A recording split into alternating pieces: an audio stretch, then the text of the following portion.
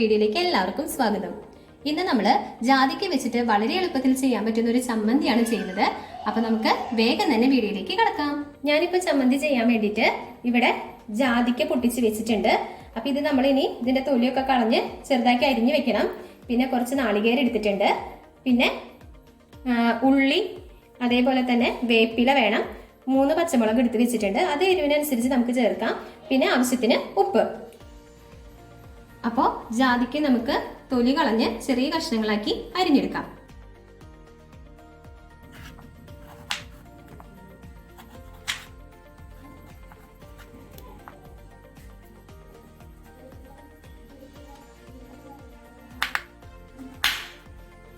അപ്പോൾ ജാതിക്ക ഞാൻ അരിഞ്ഞു വെച്ചിട്ടുണ്ട്. ഇതിപ്പോൾ ഞാൻ ഒരെണ്ണത്തിന്റെ എടുത്തിട്ടുള്ളൂ.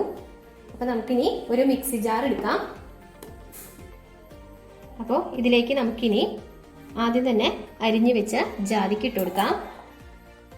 പിന്നെ നമുക്ക് വേണ്ടത് ഉള്ളിയാണ്. അപ്പോൾ ഉള്ളി ഞാനിവിടെ 6 എണ്ണം എടുത്തിട്ടുണ്ട്. 6 ഉള്ളി, 2 തണ്ട് വേപ്പില, പിന്നെ നമുക്ക് വേണ്ടത് പച്ചമുളകാണ്. അത് ഓരോരുത്തരുടെ എരിവിനനുസരിച്ച് വ്യത്യാസം വരുത്താം. ഞാനിപ്പോൾ ഇവിടെ 3 എണ്ണം ഇടുന്നുണ്ട്. ഇതായിട്ട് ഇങ്ങനെ പൊട്ടിച്ചിട്ട് ഇട്ട് കൊടുക്കണം. ഇനി ഇതിലേക്ക് ആവശ്യത്തിന് ഉപ്പ് ചേർത്ത് കൊടുക്കണം.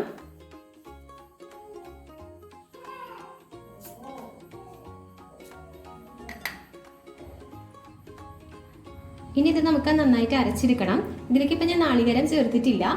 ഇത് നമ്മൾ അരച്ചെടുത്തതിന് ശേഷം മാത്രമേ നാളികേരം ചേർക്കുന്നുള്ളൂ. അല്ലെങ്കിൽ നമുക്ക് ശരിയായിട്ട് ജാതിക്ക അരഞ്ഞു കിട്ടില്ല.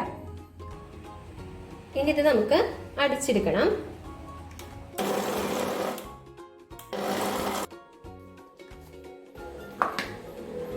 ഇതിപ്പോൾ അരഞ്ഞിട്ടുണ്ട്. ഇനി ഇതിലേക്ക് നമുക്ക് നാളികേരം ചേർത്ത് കൊടുക്കാം.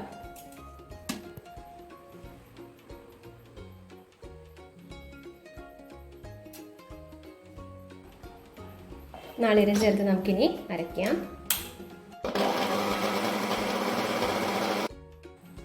അപ്പോൾ നമ്മുടെ ചമ്മന്തി അടിച്ചെടുത്തിട്ടുണ്ട്. ഇനി ഇത് നമുക്കൊരു ബൗളിലേക്ക് മാറ്റണം.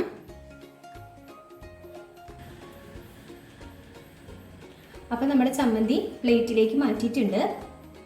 ചെറിയ ഡെക്കറേഷനും ചെയ്തിട്ടുണ്ട്. അപ്പോൾ വളരെ ടേസ്റ്റി ആയിട്ടുള്ള ഒരു ചമ്മന്തിയാണ്. അപ്പോൾ എന്തായാലും നിങ്ങൾ വീട്ടിൽ ട്രൈ ചെയ്ത് നോക്കണം. അഭിപ്രായങ്ങൾ അറിയിക്കണം. കൂടാതെ എൻ്റെ ചാനലും കൂടി ഒന്ന് സബ്സ്ക്രൈബും കൂടി ചെയ്യണം. അപ്പോൾ അടുത്ത വീഡിയോയിൽ കാണുന്നത് വരെ ടാറ്റാ.